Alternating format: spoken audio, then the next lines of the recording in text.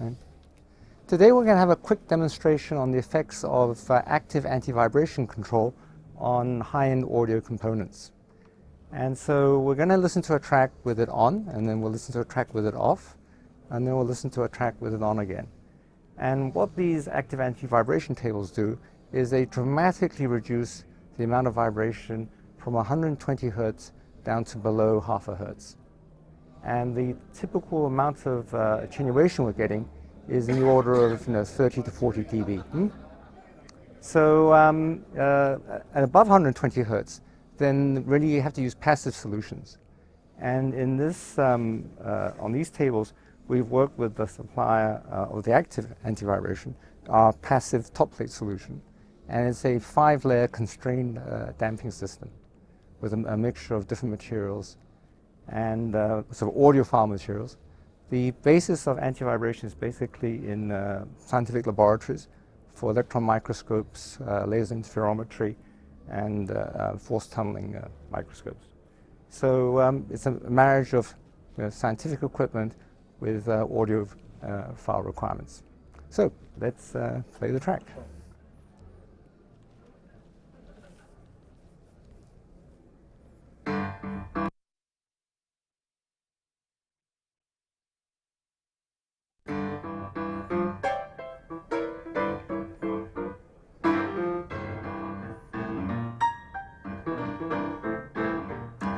Okay.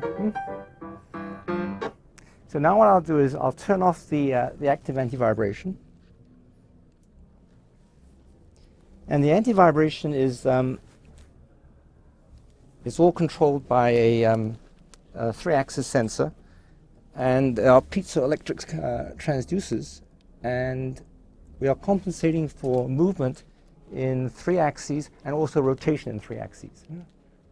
And each unit has 8 piezoelectric transducers. So now, again.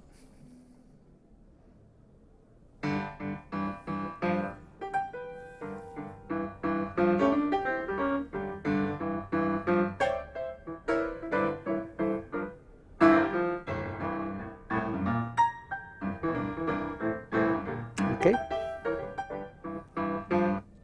And so now we'll turn it back on again.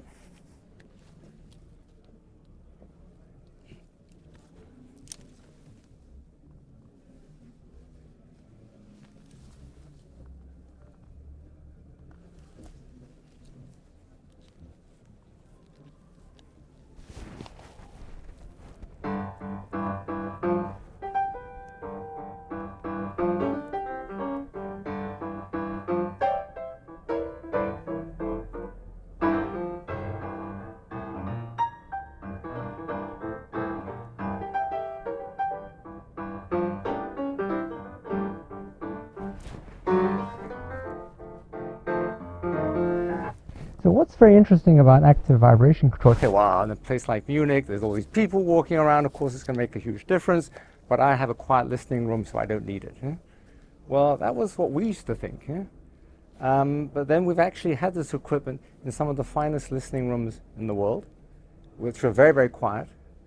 And the surprise is the effect of active anti-vibration is 3 times, if not 4 times, more audible than it is here.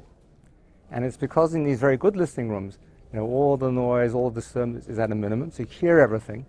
And then when you take away these ground vibrations, then the music goes up even higher.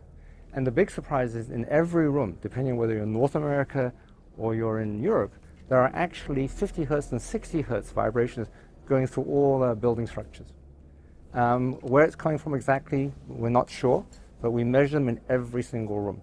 Is this a background vibration? And the thing is, we actually don't hear it because we're so used to it. Our ears have tuned it out. But you can measure them, and they have an effect on the electronics. And we can see the harmonics of the 50 hertz and the 60 hertz as well. So that's, thank you. Also the speakers might give some vibration. Sure, there's a lot of airborne vibration, but what we're addressing is the ground-borne vibration. Okay. And then the effect of the speakers on the structure of the listening room, which is then feeding into the ground and back into the system. Yes. Yes. So we're eliminating this acoustic, part of the acoustic feedback. And how you said it was piezoelectric sensor, Mm-hmm. but how does the piezoelectric then send to the electronics, and what kind of device does the Right. The anti-phase compensation? right. The in the scientific field for active vibration compensation, there are sort of two major sort of implementations. One is with electromagnetic transducers, Yes. and the other is with piezoelectric transducers. And the big advantage of piezoelectric transducers is they're much less disturbing to electronics and electromagnetic. Yeah. I mean, it's like, hey, if you want a speaker cabinet next to a TV screen, it's shielded, so you don't have the the speaker flux affecting the TV screen. Well, if you're using piezoelectric, you don't have these big EM fields, which you have from these electromagnetic transducers. So we are very much in favor of using piezoelectric for vibration control for audio purposes rather than electromagnetic. What are the limitations in movement? The performance of piezoelectric and electromagnetic is fairly similar. Okay. The amount of movement, it's in fractions of a millimeter. Okay. So ideally, you want a listening room where the floor is not sort of bouncing up and down.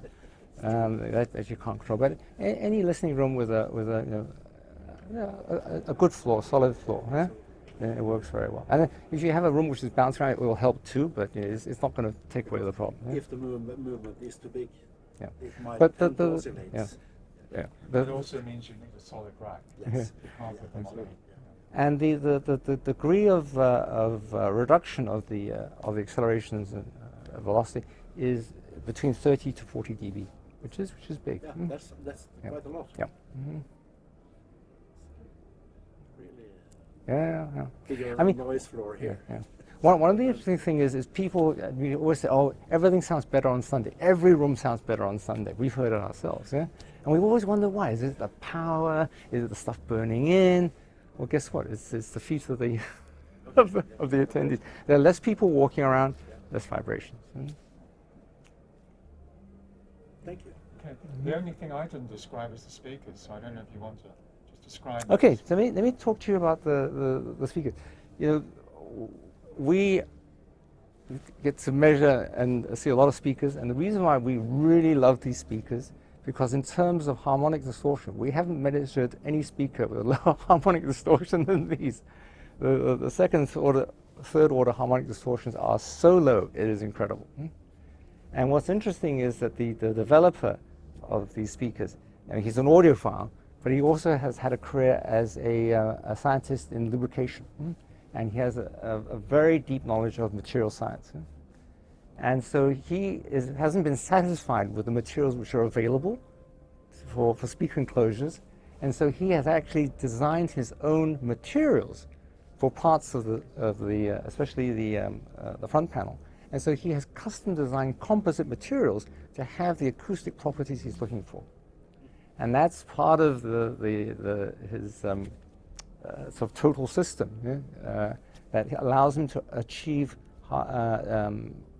harmonics at such a low level that we haven't seen many competitors do.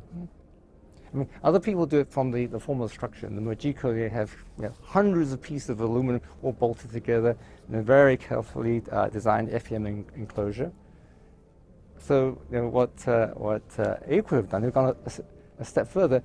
Never mind about designing the enclosure. We're going to design the material of the enclosure, and that is a pretty unique approach, and we think works very well. We should mention also that they're semi-active, using active. pen cord. Yeah. Yeah. And you have the option of the woofers firing outwards in a large room or firing inwards in a small room. And so here we have them firing inwards, and then there are controls on the subwoofer to adjust for the room size and for the placement. And these controls adjust the crossover frequency and or the roll-off, and also the gain of the system. So very, very tunable. Every room is different, and you can tune these speakers to the room. So again, we think a huge advantage. So it's an interesting combination with speakers with no harmonic distortion and amplifiers that can help. Yes. Yeah. So you can dial it into the taste. What you don't want is uncontrolled harmonic distortion. Yeah, sure. And you want to you pick I won't call it distort, the harmonic enhancement to the degree that you want. Yeah, that's right. The harmonic enhancement. Yeah, the tubes sound wonderful because they bring harmonic enhancement. It's all about enjoying the music, right? But we bring technology to the table. Thank you.